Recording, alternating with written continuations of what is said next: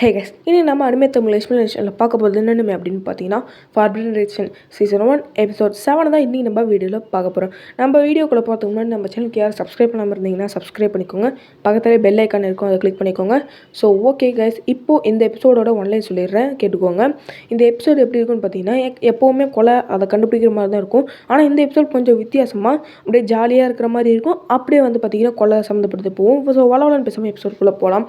இந்த எபிசோடோட ஸ்டார்டிங் சீனில் வந்து பார்த்தீங்கன்னா போட்டில் வந்துட்டு இருக்காங்க. ஒருத்தர் என்ன சொல்கிறாங்க அப்படின்னு பார்த்தீங்கன்னா, இந்த ஐஸ்லாண்டுக்கு நீங்கள் தான் இப்போ ஃபஸ்ட்டு வரீங்க போல், இந்த ஐஸ்லாண்ட் ரொம்பவே நிறையா அழகான இடங்கள்லாம் இருக்குது, அங்கெல்லாம் நான் உங்களை கூட்டிகிட்டு போகிறேன் அப்படிங்கிற மாதிரி காட்டுறாங்க. அதுக்கப்புறம் வந்து பார்த்திங்கன்னா இங்கே கொஞ்ச நாளைக்கு முன்னாடி ஒரு விஷயம் நடந்துச்சு, அதை பற்றி யார்கிட்டையும் கேட்காதீங்க அப்படிங்கிற மாதிரி சொல்கிறாங்க. அந்த விஷயத்தை பற்றி சொல்லாதீங்க அப்படிங்கிற மாதிரி வந்து ரான் சொல்கிறான். இங்கே பாருங்கள், இதுதான் வந்து எங்களுடைய கரும்பு தோட்டம், இங்கே வந்து இதுக்கு பக்கத்தில் கொஞ்சம் கரும்பு தோட்டம் இருக்கும் அப்படிங்கிற மாதிரி வந்து சொல்கிறாங்க.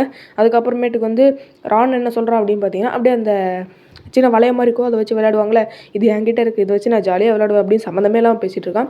அதுக்கப்புறம் ஒரு அப்சர்வேட்டரிக்கு கூப்பிட்டு போகிறாங்க. இதுதான் அப்சர்வேட்டரி, இந்த இஸ்லாண்டோட அப்சர்வேட்டரி அப்படின்னு சொல்கிறாங்க.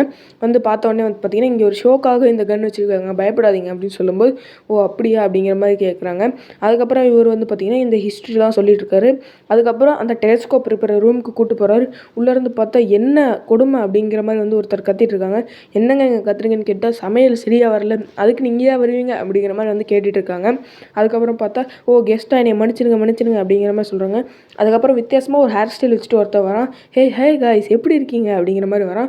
அதுக்கப்புறம் ஒரு பொண்ணு கேமரா எடுத்துகிட்டு எல்லோரும் எப்படி இருக்கீங்க, எனக்கு பிடிச்ச விஷயம் கேமரா, பிடிக்காத விஷயம் அவனோட தலை அப்படிங்கிற மாதிரி சொல்லும்போது, சென்சே அப்படிங்கிறான். சென்சேனா அதாவது ஜாப்பனீஸில் வந்து பார்த்திங்கன்னா டீச்சர் அப்படின்னு அர்த்தம். பார்த்தா வந்து ப்ளூ ஐ அந்த ஸ்கூலில் வந்து ரானுக்கு டீச்சராக இருந்தது வந்து பார்த்திங்கன்னா அந்த இங்கே இருக்கார்ல, அவர் தான் வந்து டீச்சராக இருந்திருக்கார் ரானுக்கு.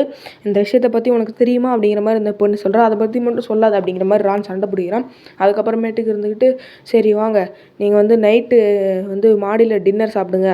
அது மட்டும் இல்லாமல் அந்த 5 வருஷத்துக்கு முன்னாடி என்ன நடந்துச்சுன்னா, ஒரு கல்பிரிண்ட் வந்து இங்கே இருக்கிற எல்லாத்தையும் கொண்டுட்டு போயிட்டான். அவன் எதுக்கு கொன்னான், எதனால் கொன்னாங்கிற ஒரு காரணமே தெரியல அப்படிங்கிற மாதிரி வந்து சொல்லிட்டு இருக்காங்க. அதுக்கப்புறம் சரி இந்த காலையெல்லாம் விடுங்க, இன்றைக்கி நைட்டு வந்து நம்ம என்ன பண்ணுறோம் அப்படின்னா, நம்ம வந்து ஜாலியாக டின்னர் சாப்பிடணும்னு சொல்லிட்டு இருக்கும்போது ஒரு குட்டியாக ஒரு பொண்ணு ப்ளூ கலர் ஹேர் ஸ்டோரா, அவனும் அதே தான் சொல்கிறான், இன்றைக்கி நைட்டு ஜாலியாக சாப்பிடலாம் அப்படின்னு சொல்லும்போது ரான் வந்து அந்த அப்சர்வேட்டரி மேலே கதை ஓப்பன் பண்ணி விட்டுறான். ஓப்பன் பண்ணி விட்டோடனே எப்படி மூவ் ஆகுதுன்னு கேட்கும்போது, அது கம்ப்யூட்டர் மூலிமா ஸ்டார்ஸ்லாம் எங்கே இருக்கோ அதை தேடிட்டு இருக்கும் அப்படிங்கிற மாதிரி சொல்கிறாங்க. ரொம்பவே சூப்பராக இருக்குதுல்ல அப்படிங்கிற மாதிரி பேசுகிறாங்க. அதுக்கப்புறம் நைட்டு வந்துருச்சு. நைட்டு வந்தோடனே பார்த்தீங்கன்னா டின்னர்லாம் சூப்பராக ரெடி பண்ணி வச்சுருக்காங்க. ரான் வந்து எடுத்தோடனே சாப்பிட்றலாம். என்னப்பா உங்களுக்கு ரூல்ஸ்லாம் தெரியாதா, வழக்கமாக ப்ரே பண்ணுவீங்கல்ல அப்படிங்கிற மாதிரி கேட்குறாங்க. அதாவது வந்து பார்த்திங்கன்னா அவங்க வந்து சாப்பாடுக்கு நன்றி அப்படின்னு சொல்லிட்டு தான் சாப்பிடுவாங்க, அதெல்லாம் சொல்லவே மாட்டிங்களா அப்படின்னு கேட்குறாங்க. எனக்கு ரொம்ப பசியாக இருந்துச்சுப்பா, அதான் சாப்பிட்டேன் அப்படிங்கிற மாதிரி வந்து சொல்கிறாங்க. அதுக்கப்புறம் வந்துக்கிட்டு பார்த்திங்கன்னா இந்த மாஸ்டர்கிட்ட போய் கேட்குறாங்க, ரானுக்கு 5 வருஷத்துக்கு முன்னாடி என்ன தான் ஆச்சு, அவன் ஏன் இப்படி டிப்ரெஷன் ஆனான் அப்படிங்கிற மாதிரி கேட்கும்போது, அவன் 5 வருஷத்துக்கு முன்னாடி ஒரு கொலை பண்ணிட்டான், அதுவும் ஒரு கொலை கிடையாது 7 கொலை அப்படிங்கிற மாதிரி வந்து சொல்கிறாங்க. அவங்க வந்து ப்ளூ ஐ ஸ்கூலில் படிச்சுட்டு இருக்கவங்க வந்து ராணுக்கு வந்து என்ன தெரிய வருது அப்படின்னு பார்த்தோம்னா, அங்கே இருக்கிற ஒரு கல்பிரின் கும்பல் தெரிய வருது. அவங்க எல்லாத்தையுமே வந்து ரான் கொண்டுட்டு அப்படியே ரத்தக்கரையாக நின்றுட்டு இருக்கான். அங்கே இருக்கிற போலீஸ்லாம் வந்து அவனை பிடிச்சிட்டு போயிட்டாங்க. அதனால தான் அவன் வந்து டிப்ரெஷனில் இருந்தான். அது மட்டும் இல்லாமல் அவனை வந்து 5 வருஷம் ஜெயிலில் போட்டிருக்காங்க அப்படிங்கிற மாதிரி வந்து சொல்லிட்டு இருக்கான். அதனால் தான் அவன் டிப்ரெஷன் போனான். ஆனால் ரொம்ப லக்கி, அவனை காப்பாற்றிட்டேன் நான் அப்படிங்கிற மாதிரி சொல்கிறான். அதுக்கப்புறம் ஃப்ரெண்டு ரான் என்ன பண்ணிருக்கான் பாரு அப்படின்னு வரும்போது, அவன் வந்து வயிறு ஃபுல்லாக சாப்பிட்டுட்டு அந்த பொம்மை வச்சு சுற்றிட்டு இருக்கான். எனக்கு ரொம்ப தூக்கமாக வருது, நான் போய் படுக்கிறேன் அப்படிங்கிற மாதிரி சொல்கிறான். அதுக்கப்புறம் அவன் வந்து பார்த்திங்கன்னா அவன் ரூமில் போய் படுத்துக்கிட்டான். அப்புறம் வந்து ஸ்டார்ஸ்லாம் வந்து நிறையா விழுவுது. ஓ இதுதான் அந்த ஸ்டார் ரெய்னா அப்படிங்கிற மாதிரி வந்து இஷிக்கி கேட்டுட்டு ஜாலியாக அந்த ஸ்டார் ரெயினை பார்த்துட்ருக்கான்.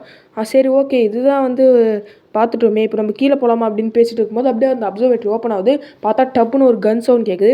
என்னென்னு போய் ஓப்பன் பண்ணி பார்க்குறாங்க. அவங்களால வந்து ஓப்பனே பண்ண முடியல. இவர் இருந்துக்கிட்டு தட்டி தட்டி பார்க்குறாரு. மேலே வேறு அப்சர்வேட்டரி ஓப்பன் ஆச்சு, அது வழியே போகலான்னு பார்க்கும்போது ரொம்ப ஆழமாக இருக்கும். சரி வாங்க நம்ம 3 பேர் சேர்ந்து ஓப்பன் பண்ணுவோம்னு பார்த்தீங்கன்னா அடித்து ஓப்பன் பண்ணிடுறாங்க. உள்ளே போய் பார்த்தா அந்த கேமரா வச்சுருந்த பொண்ணு செத்து கிடக்குது. அது மட்டும் இல்லாமல் வந்து பார்த்திங்கன்னா அந்த ரான் இருக்கான்ல, அவனும் பக்கத்தில் படுத்து கிடக்குறான். ஆனால் அவன் வந்து சாகலை, அவன் வந்து பார்த்திங்கன்னா தூங்கிட்டு இருக்கிறான். பார்த்தா தூங்கிட்டு இருக்கிற மாதிரி தான் தெரியுது. அப்புறமா பார்த்தா அவன் பக்கத்தில் வந்து பார்த்திங்கன்னா ரான் பக்கத்தில் கன்று இருக்கும். கன்று இருக்கு பார்த்தோன்னே இவன் தான் கொலைகாரன் வந்து எல்லாம் சொல்ல ஆரம்பிச்சிட்டாங்க.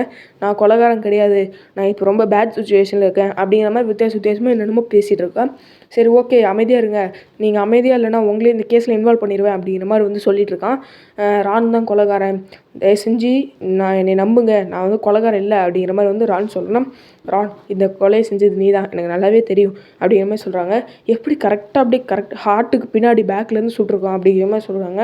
அது மட்டும் இல்லாமல் வந்து மேலேருந்து ஏணி போகிறது ஏறுறதும் கஷ்டம், அதனால் வந்து இந்த சின்ன ட்ரைனேஜ் வழியாக வெளியே போகிறதும் கஷ்டம், அதனால் வந்து யார் சொன்னது அப்படின்னா ரான் தான் கொல்லியிருக்கான் அப்படிங்கிற மாதிரி வந்து அந்த டீச்சர் சொல்கிறாரு. ஆமாம் ரான் தான் அப்படின்னு சொல்லும்போது, ஓ நான் இல்லைப்பா அப்படிங்கிற மாதிரி வந்து அவன் சிரிச்சுக்கிட்டே சொல்லிட்டு இருக்கான் வித்தியாசமாக. அதுக்கப்புறம் இருந்துக்கிட்டு என்ன சொல்கிறாங்க அப்படின்னா, இவன் தான் கொலைகாரன் அப்படிங்கிற மாதிரி முடிவு பண்ணிடுறாங்க. அதுக்கப்புறம் பார்த்தா சாவி இருக்குது, இதுதான் அந்த மாஸ்டருக்கு இருந்ததாக அந்த கதவு மூடிச்சு அப்படிங்கிற மாதிரி சொல்லிட்டு இருக்காங்க. எப்படி உங்ககிட்ட கீ வந்துச்சு அப்படின்னு கேட்கும்போது, இவனை அரெஸ்ட் பண்ணு அப்படிங்கிற மாதிரி வந்து அந்த டீச்சர் சொல்கிறாரு.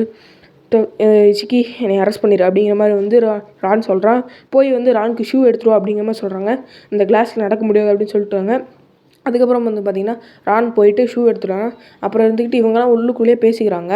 ரான் தான் கொலைகாரங்கிற மாதிரி பேசிக்கிறாங்க. எப்படி நீ அதை பண்ண அப்படின்னு கேட்கும்போது, நான் அதை பண்ணவே இல்லை, நீ கூடமா என்னை நம்ப மாட்டேங்கிற, நான் அந்த பொண்ணை கொல்லவே இல்லை, அந்த பொண்ணு கத்துற சத்தம் கேட்டுச்சு, அதனால தான் நாங்கள் போனேன். இல்லை உனக்கு என்ன மூளைக்கீழே குழம்பிடுச்சா, நீ தானே அந்த பொண்ணை கொன்ன, அது மட்டும் நம்ம பக்கத்தில் கன்னும் இருந்துச்சு, பக்கத்தில் கீயும் இருந்துச்சு, அந்த ரூமை நீ தானே லாக் பண்ணிட்டு கன்னை வச்சு சுட்ட அப்படிங்கிற மாதிரி கத்திட்டுறான்.